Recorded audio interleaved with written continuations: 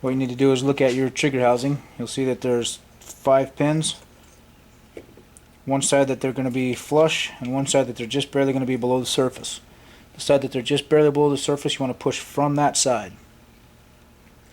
Before you start pushing any of those pins, first of all, the one is going to be top dead center. There's a big line that points at it, like a great big arrow, telling you that's the pin you want to pull. Pull that pin. Before you do that, put your finger or thumb over the top of the hammer, make sure the safety is off, and pull the trigger to release tension on the system. Take that pin, push it out from that direction. You don't have to take it all the way out, you only have to take it out about halfway or just a little over halfway, just far enough to release the hammer.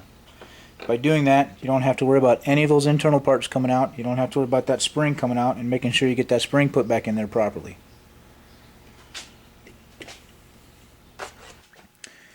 Look inside here, got the spring, and there's 2 plastic spacers in there. Also, if you notice,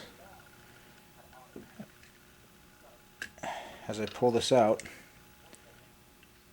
the 2 feet on the bottom of the spring, those 2 feet on the bottom of the spring go on the back side, the trigger side of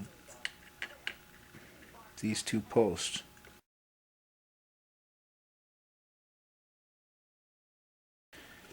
Alright, when you go to put this back together, once you have that spring out of there, there's 2 posts right here and right here. When you put the spring in, the 2 legs on the spring go behind those 2 posts. What I mean by behind is trigger side is the back, the barrel side or magazine side is the front. These go on the back side of that post. Also, when you're installing it, there's a little bit of a bend in the loop on the spring, that loop right there. That bend goes towards the back or the trigger. The feet will actually come out of the coil on the front side or towards the magazine. So you want this oriented inside there with the spring, with the feet coming out, so that they are unwinding on the front side and this bend is bending towards the back side. And then you want to place those forward facing feet on the back side of those 2 posts so that they line up, so that the spring lines up with the hole you took that center pin out of. Also, make sure you've got these 2 spacers inside there, and then the way this will orient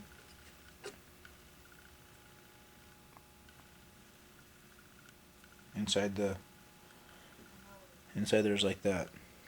So you got the hammer, spring, and the spacers.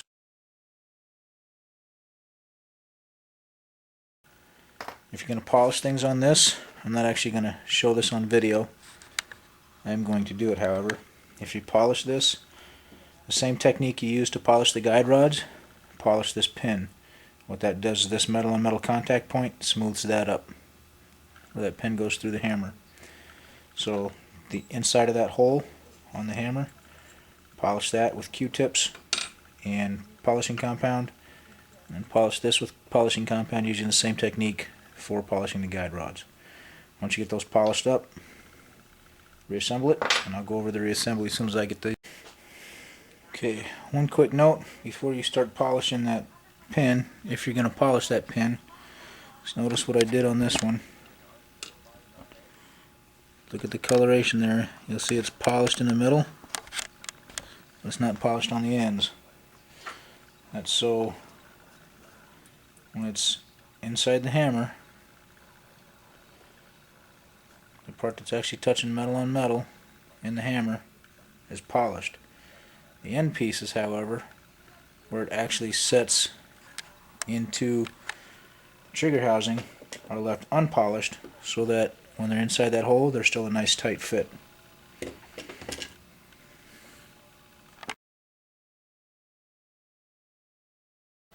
Alright, now we're going to get into the reassembly. before you put it in there, put the 2 spacers in there.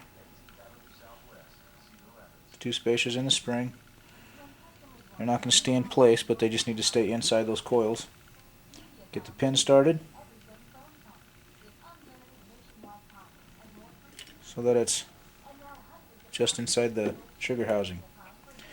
I actually like to put it just a little bit further in there. Now you don't have to use a hammer. If you do, I'd actually recommend using one with the plastic end, but I like to do it just because it's a little bit easier to deal with. Not as hard on your fingers. This is actually another place that the thimble comes in handy if you'd rather not use a hammer. Just grab a thimble.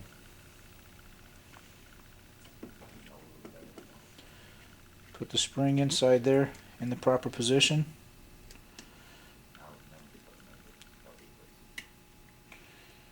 Now you don't want the pin sticking in too far or you won't be able to get that in there. But it is a spring. It will compress around that pin a little bit. And once you get everything just set in there facing the direction that you want to face, I actually like to put a pin punch in from the opposite side just to make sure everything is aligned. Once you have everything aligned with the pin on one side and the pin punch on the other, with your thimble or manly fingers or the hammer, get that started a little bit further. You want that to go almost but less than halfway across so that it does not stick out further than that spacer, but is in far enough to hold that spacer and spring in place. From there, place the hammer. Now, when you're putting the hammer in there, you want it to set inside the gun just like this so that the curve of the hammer faces back towards the trigger. So when it sets, it'll actually reset down to this point. Sear engagement will be here, and it'll set in the gun just like that. When you pull the trigger, this will swing up. In order to do that, this coil spring is going to set that way to create tension. So you're going to need it underneath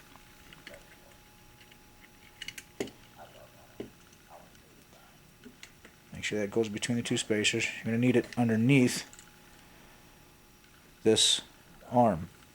The arm on the back of the hammer, that spring needs to be underneath that arm on the inside so that as the hammer it goes back, the hammer winds that spring.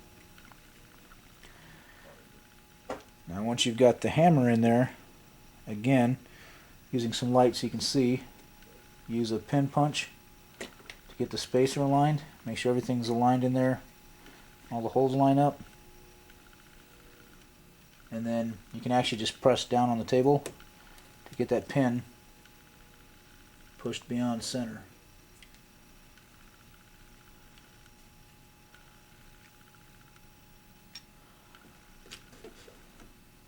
And that'll actually push it almost all the way through just by pushing it down on the table.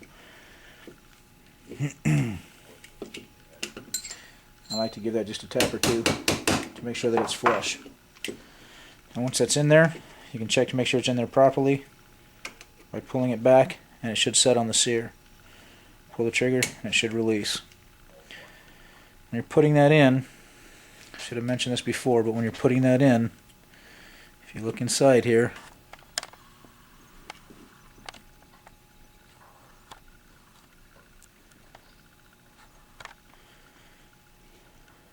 this metal piece right here, that and that notch on the bottom of your hammer,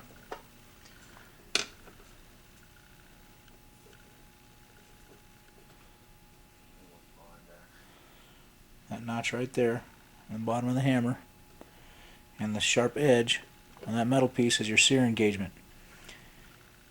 This is all spring loaded, so once you have that hammer out, this has a tendency to kind of rock backwards and will end up on the wrong side of your hammer. So if you're pulling the hammer back and it won't lock, that's because this is in a rear position and is behind the hammer.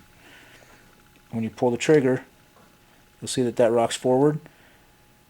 All you need to do is take the hammer back out, pull the trigger to rock it into the forward position, and then put the hammer back in with it in that forward position, making sure that it's on the front side of the hammer, and you'll be good to go. When you pull that back, it should engage just like that, and when you pull the trigger, it releases. Since you've had it apart, do a quick safety check. Put your thumb there just in case it fails. Pull the safety, make sure it doesn't. Pull the trigger, make sure the safety engages. There you go. And that's the reassembly of the trigger, of the